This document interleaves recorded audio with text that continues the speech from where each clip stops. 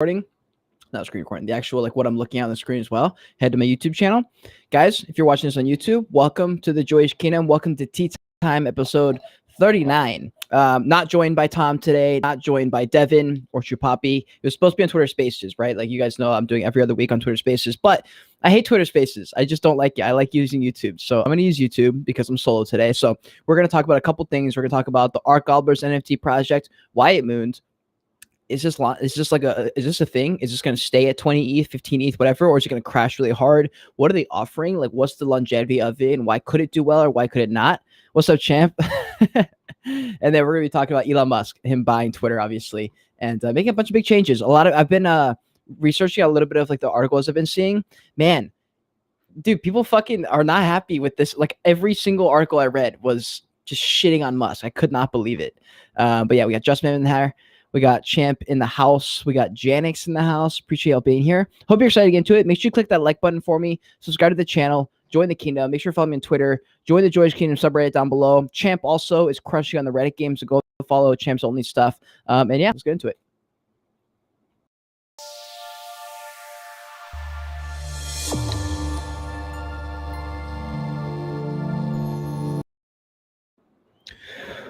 Okay.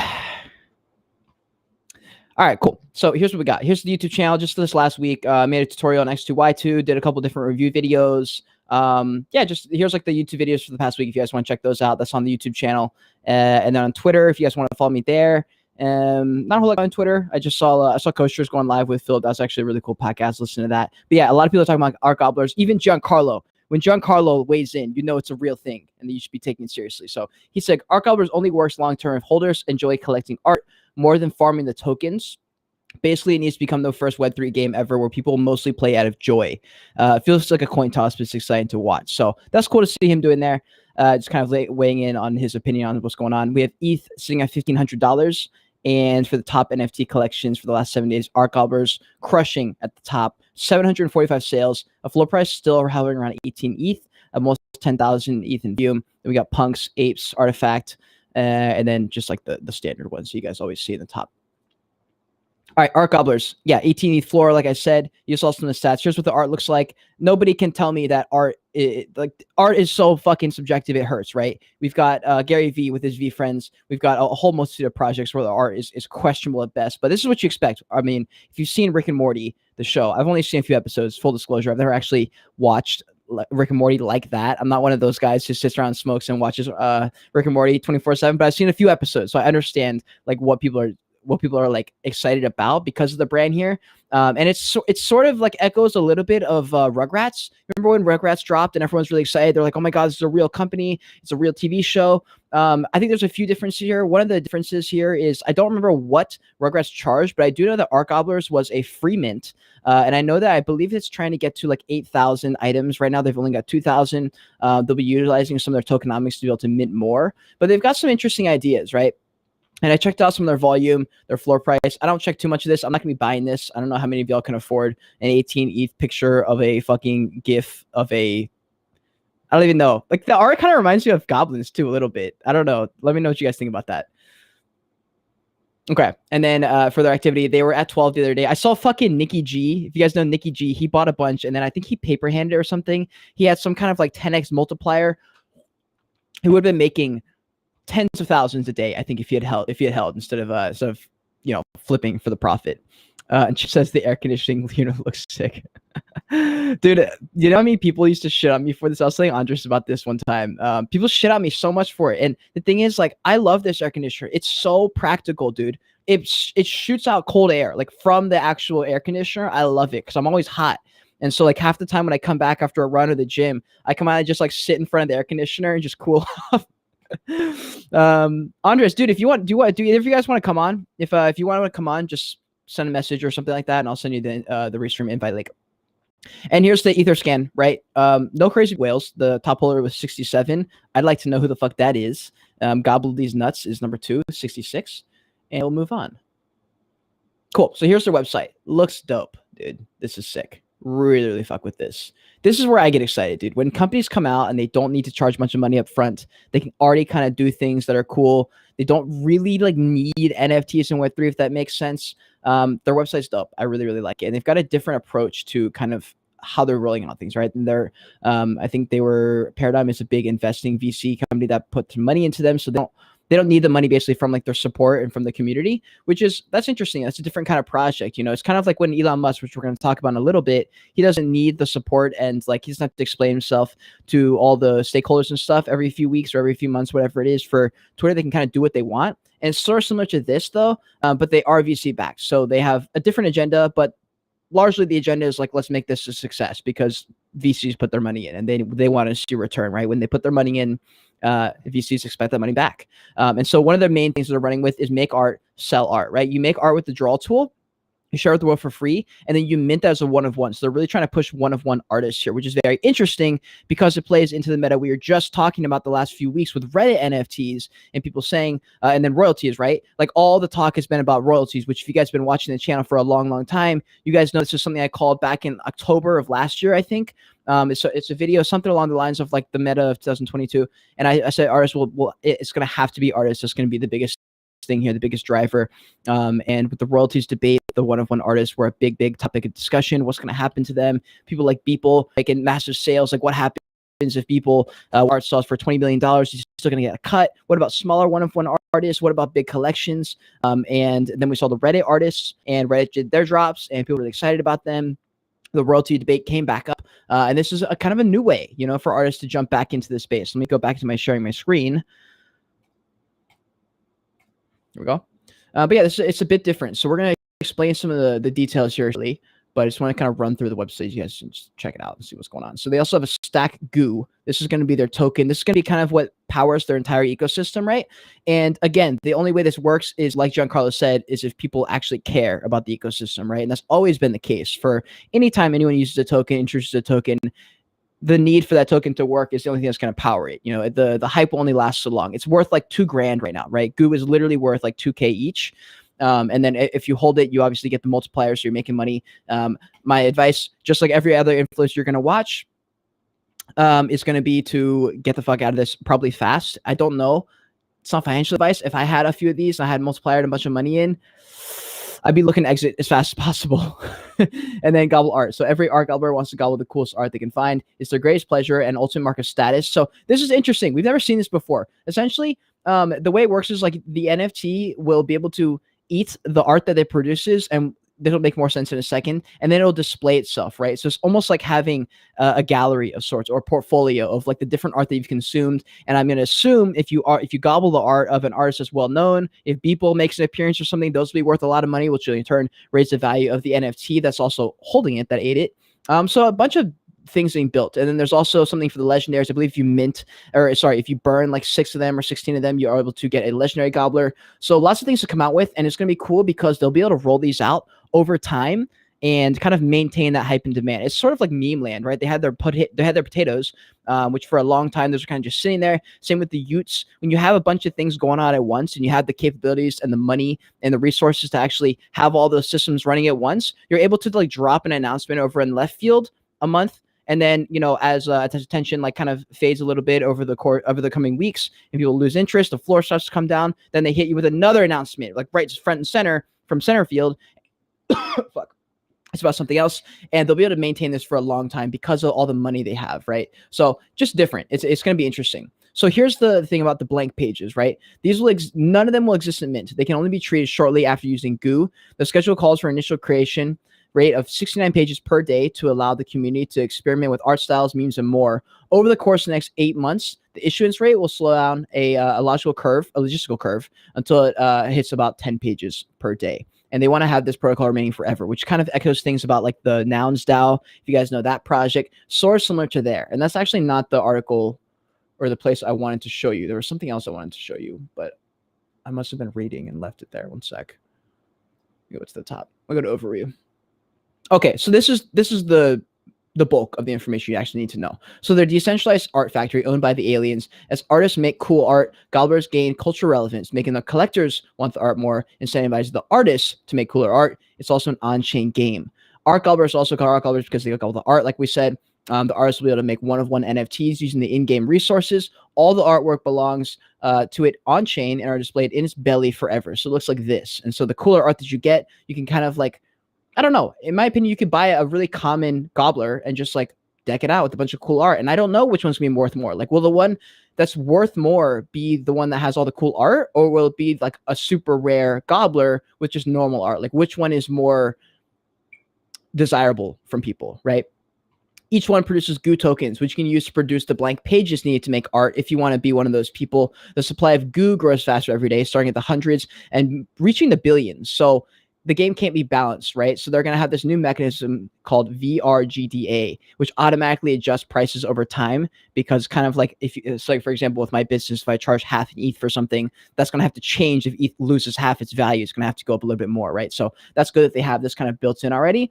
And like I said, they want to get it all the way down to 10 per day. Now, right now, the initial free mint was 2,000 fully animated gobblers. Over the next 10 years, so you guys can already tell by the language they're using, 10, 20-year increments. They don't have really any plans to stop. This brand was going to be here with or without them. I just saw Bryce in the TikTok live. I always forget I'm live on TikTok over here. So TikTok peeps.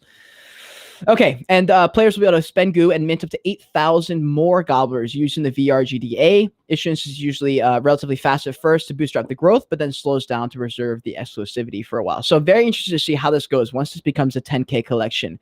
I feel like there's enough demand for this brand where it won't affect it too much, but as far as it sticking at a 15 ETH price, that might not happen. If I had one of these animated ones, the first 2,000, I would probably be looking to find a good exit point and I don't know, buy back in maybe or something like that. I don't know. NFTs are super fucking wobbly right now. So if you're looking to invest and hold long term into an NFT, that's a decision you really, really need to think about, you know. Not financial advice, I guess. Their goal is to have artists make cool art. The cultural relevance of art gobblers will grow. As cultural relevance grows, the art will be in demand from the collectors. As artists see higher demand, they'll produce cooler art, and they keep going. And that's kind of like their cycle they want to go with. So that's the majority of like the relevant information for them that you need to know as a normal person. If you want to know more, head into their FAQ section. They've got like probably like 100 questions in here. Really, really good. They broke down everything. So that's pretty much all I really have to say about the art gobblers. I don't have too much of an opinion on that. I'd love to know what you guys think about it. I think it's dope. I would love to see things being offered because it's a Rick and Morty NFT within their ecosystem of that brand. I would love to see them incorporate different things that can just be from holding. Like I know right now they have their token, and that's great because it's worth $2,000. So it's almost like a CyberKongz NFT project where they're making so much money that anyone who holds it is going to be like, wow, I'm so cool for holding it, which is good enough for a while. Can it last forever? I don't know. You know, like some projects can, like the OG CyberKongz, they still can, even though their banana token's worth virtually nothing now, their floor price is still insane. So like it could do that. That's something we're just gonna have to wait and see. You know, that's not really something we can kind of predict now. When the CyberKongz did that such a long time ago, you guys remember I did that review like in September, October of last year. I didn't think it was gonna last. I was like, this is, I don't know. There's enough big influencers in this where maybe they just won't sell, but the tokenomics here don't make sense, and it's too niche, you know. So that was just my opinion on it. So we'll see how this goes. Rick and Morty is a different story. They're a bigger brand, kind of like with they've got a different audience. So we'll see what happens. Moving on to Elon Musk, $44 billion to own Twitter. That happened about a week ago, right? And since then, there's been tons of articles. A lot of them I found are pretty negative, and they just don't see any hope. They think it's stupid. One of the articles, this one actually that I read by The Intercept, said by buying Twitter, Elon Musk has created his own nightmare, right? And this was a really, really negative piece of copy that I read. So we're gonna get into that in a second. But before we do, I want to go through some of these memes for Elon Musk's proposal to buy Twitter. So these are pretty fun. If you guys know the story, he basically was like, I'm gonna buy these at like, what was it, $50 or something per. Was it $54 per share? And then it kind of crashed a little bit. So then he tried to renegotiate. He was saying there's too many bots and stuff. Who knows what the real story was there? Maybe he just like started to not want to buy it anymore when he realized like, damn, this social media platform like has no way to make money. And so he's been trying to figure out ways to make money. And one of the decisions he made was for verification, which a lot of people don't like. Okay, and also half of these memes are in fucking Spanish. So I don't know what that says, but I'm going to go to the ones that aren't in Spanish. Something about, I don't know, dude. I just think these memes are funny. Here's the one. Twitter board. Start your own NFT or start your own social media company if you don't like it. Twitter board. Elon Musk buys Twitter. Fucking love that. Oh, man. All right. I wish these were not in Spanish. Okay. Here, Elon Musk, Twitter employees. Love that. Yeah, he literally came in and he fired everybody. Okay. What happened? Yeah, he literally came in. I put this as a Reddit thread actually the other day. If you guys follow me on Reddit, I posted a little breakdown of what I thought about that. Actually, I'll go there right now. So he basically comes in, he buys Twitter, right? He comes in, he buys Twitter. Cool. Everyone's really excited about it. He's like the people's man. Everyone, well, people either hate him or like him. But I don't know. At least from what I've seen on Twitter, a lot of people are excited and more just interested to see what he does, right? He then proceeds to fire everybody, takes the company private, and then charges monthly for verification. That's what's happened so far in 1 week, right? So a lot of people are excited. I know there's some people who are on the fence. They don't like his decision about the verification, but I think a lot of people can agree that they're kind of excited and interested to see what happens, right? Like it's a very interesting idea. And I don't know, when I read that article and it was like he's creating his own nightmare because one of their main thing was that Musk will likely run Twitter for one specific user himself, was that like a lot of times he'll say something and there's a lot of agreeableness that I'm seeing in the comment section. And I don't know, I think half of the population on Twitter are going to hate anything he does, and then half will like anything he does. I think it's good for any platform, any business, any company. That's why my company has been successful for the past 14 months, is because my face is on the front of it. I'm the one in charge of the company, and that's why it does well, or a big reason why it does well. Same with Elon Musk. I think a lot of people are going to leave Twitter because of this, but then a lot of people who are his target audience anyway, for who's going to give him money, they are going to stay. And they're going to be even more excited to work with Twitter because Elon Musk is there, right? And he wants to come up with other ways to make money, not just with advertisers. Honestly, I don't know how he's going to make money with advertisers. He actually made this funny tweet about it where he talked about, dear Twitter advertisers is like the tweet he made. But in this tweet, he talked about how he kind of wanted to change the game a little bit. And he thinks the advertising can be done right if you do it the right way. And it seems like, because he talked about this, guys. He talked about Vine. He wants to bring back Vine. Who knows if that was real or not, but it shows where his mind is at. This is where you need your mind to be at, all right? This is something we talk about all the time on the channel. You guys know, if you follow my channel, I talk a lot about content creation, about business, and NFTs, but I make videos, the target audience being people who want to be content creators, people who want to have their own business, because that's something I also do, and I can bring value to, or at least I try to bring value to. So what I can tell you from the way he's talking about things is he's trying to sort of copy TikTok, copy Instagram, Meta. They've all, everyone's kind of switched to this new algorithm, right? How everyone can kind of blow up. Everything is based on interest. You know, if you go on Instagram right now, there's a following algorithm that you can click on, or you can do one that's based on like interests. What is it called? Like if you play here, I can pull up on my phone right now. If you go on your Instagram, here. So like that's my Instagram, right? And then if you click on the actual Instagram, like right here, there's an option bar.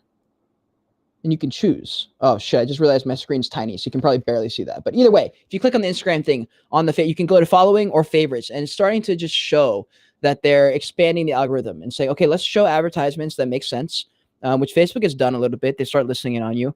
And essentially, he's just wants to make Twitter more profitable. And I think he wants to make Twitter more all-encompassing, which is what I said in this Reddit thread where I broke everything down, or at least my opinion on it. And I said, I can't believe he's actually the owner now. He's an innovator, a rule bender, so I'm excited. Twitter, I hope, can become a bigger platform overall, be more all-encompassing. I like his no-filter status, like the way he kind of approaches it. He literally walked in, fired everyone who's important, and made massive changes without needing approval from basically anyone. I'm cool with it because Twitter kind of sucked already, and they couldn't make money anyway. So we'll see where this goes. I said I did not know he could take the company private. This is something I don't know enough about. I would love to, if someone does know anything about this, to drop some alpha. I don't know how that's possible, how you can take a company private so quick. Like what happens to all the investors' money? You know, because it was public. It's a publicly traded company. You could buy stock in it.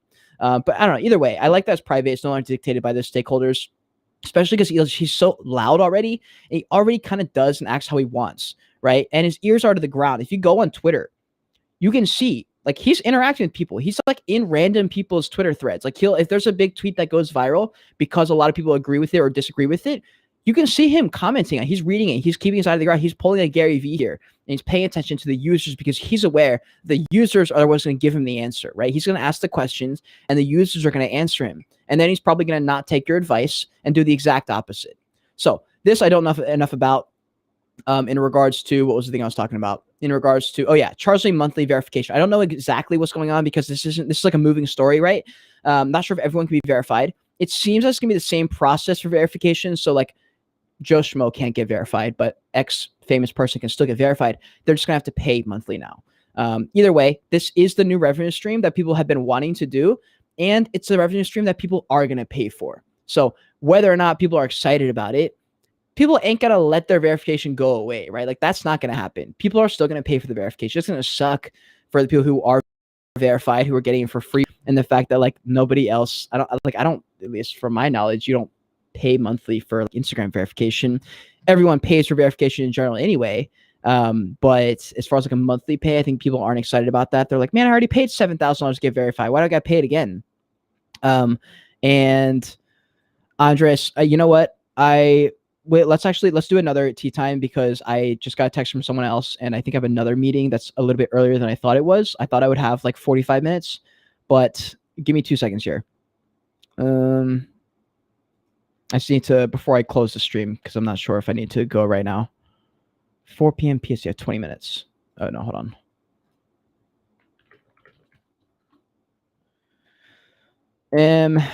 Yeah, I don't think I have enough time.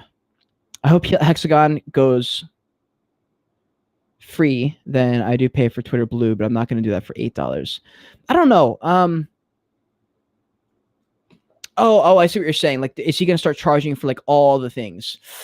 Yeah, that could get tough. I definitely would not pay $8, but I'm also a content creator. So like I typically would just want like something that represents me. So I just have the glasses on my PFP, but I wouldn't pay $8 for that either. I mean, verification makes sense. Verification has a clear ROI. If you're verified, things happen for you. People make decisions, or people will cut corners and do whatever they can to like accommodate you when you're verified. So the verification has power, significant amount.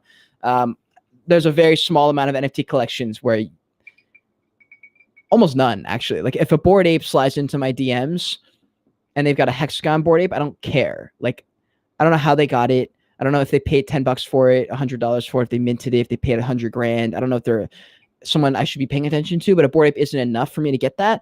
Typically, though, if someone verified messages me, unless they're a promo account or something, then I probably will try and figure out who they are. Because I'm okay, verification is a little bit longer of a process. Likely there's a reason they got verified. If it was business or they're a content creator or something like that, it makes sense for me, or it makes sense for them to be verified. So it's a little bit more intriguing. I don't see any other features as far as something like that being something that people would pay for, because the ROI that they don't get. But yeah, guys, that's pretty much all I have for like Elon Musk and ARK Gobblers. I'm trying to think if there's anything else last minute that I have coming up that I should mention before I pop out of here. Or if you guys have any questions, drop them in the chat real quick. Okay, so I do have a new line of videos me making. So if you're interested in business and stuff, you're gonna love this, because I've recently gotten addicted to business and funnels and things like that. And that is like, I am very passionate about this now. I've always been sort of passionate about it. I just didn't have a clear visual of how I was able to make this happen. And after reading a couple different business books, I started opening my brain up to things that I've been kind of neglecting, because I didn't think myself as a business guy. And so I just didn't think it was worth it. I didn't think I could do it. I didn't think I had a business, even though for the past 14 months I've been running a company that is a business. I don't understand like how that's a thing. Andres, my favorite soup. Damn, dude, I haven't had soup in a while.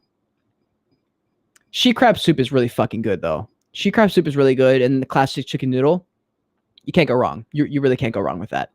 But yeah, like I have a bunch of videos like how. So I'll just give you guys some. I mean, you guys can steal these ideas.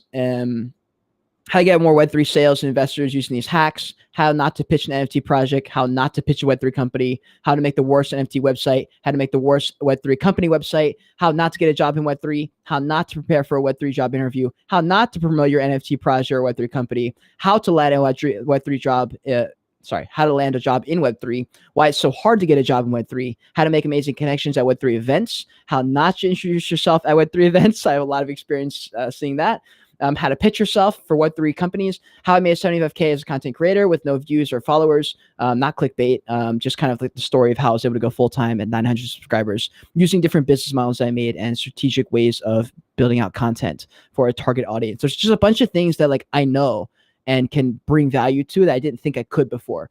So if any of those topics come up as something that's interesting to you, just be ready. Those are some of the video ideas I have for the next few months. Like landing a job in Web3. I did that. How not to get a job in Web3. I've been in part of those conversations as well. So these are all things I've gone through and done. You know, Brett Malasky said it best on the last Tea Time episode. He said, go do the thing first and then talk about how you did it. That's how you're going to get the right people that you want to watch, to be watching. And that's where you're going to get new clients and stuff. Oh, shoot. Yeah, ramen's definitely in that conversation as well. I love fucking ramen. So ramen, the original cup ramen, chicken flavor, cup ramen. chicken noodle soup. I forget which brand I like, but I like chicken noodle soup and sheep crab soup. Those are my 3 soups. Guys, if you enjoy this tea time, it's going to be I usually go for like an hour, even if it's solo. But I appreciate you guys being here. If you did enjoy this episode, if you learned something, click that like button for me. There's 11 to 12 of you guys in here right now. A few you guys on TikTok. Thank you for being here. Click that like button. Subscribe to the channel for more Web3 business NFT related content. Follow me on Twitter. Join the Joyous Kingdom subreddit down below in the description. I appreciate you. Code word. Fucking art just for the culture, you know, because we had the art gobblers on. We're talking about artists. It's a new wave for artists. I'm actually gonna be speaking at an event in I believe it's gonna be in person. I'm like 99% sure it's in person, up in like Connecticut or something the next few days. So pretty excited for that. And I don't know. I think it's gonna be a big year for artists. So I'm really excited about it. I'm an artist myself. I have my NFT photography art collections. But yeah, that's pretty much it, guys. Thanks so much for being here. Until next time, continue on your joy age. Continue to learn. Be grateful you're alive watching this video. Bye.